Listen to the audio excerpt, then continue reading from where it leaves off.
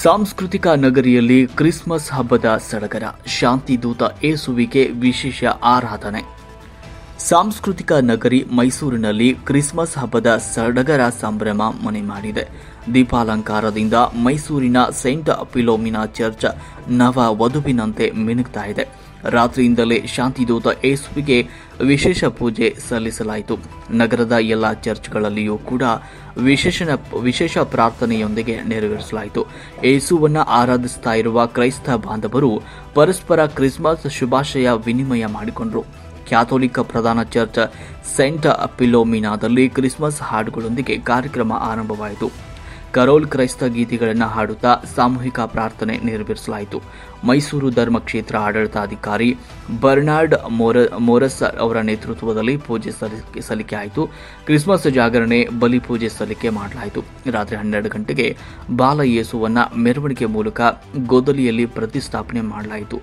ಯೇಸು ಕ್ರಿಸ್ತರ ಜನನದ ಬಗ್ಗೆ ವಿವರಿಸುವ ಗೊಂಬೆಗಳಿರುವ ಗೋದಲಿ ಪ್ರದರ್ಶನ ಆಕರ್ಷಣೆ ಮಾಡಿತು.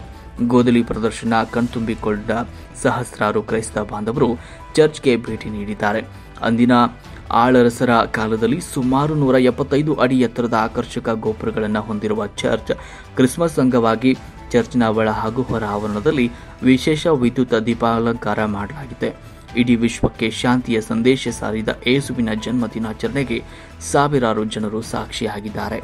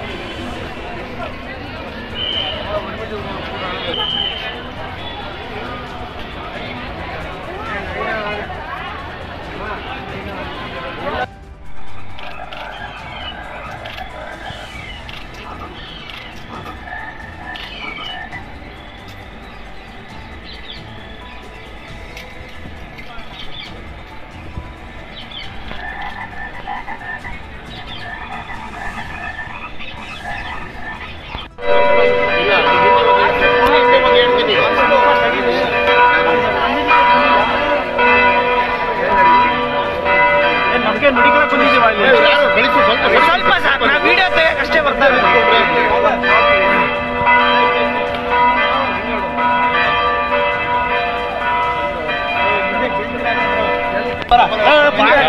ಏನು ಮರೆಯಪ್ಪ,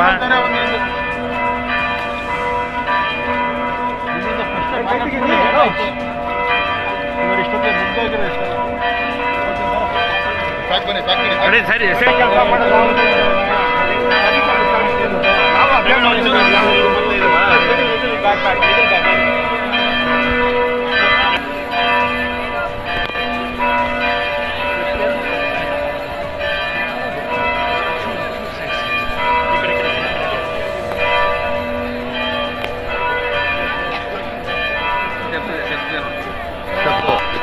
ಬ್ರದರ್, ಹಿಂದೆ ಬಾ. ಹಿಂದಕ್ಕೆ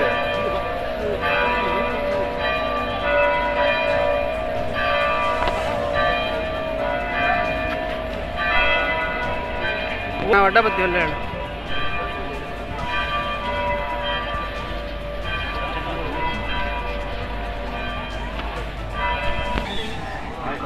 ಸ್ವಲ್ಪ ಮೊಬೈಲ್ ಓಲೆ ಓಲೆ ಓಲೆ ಓಲೆ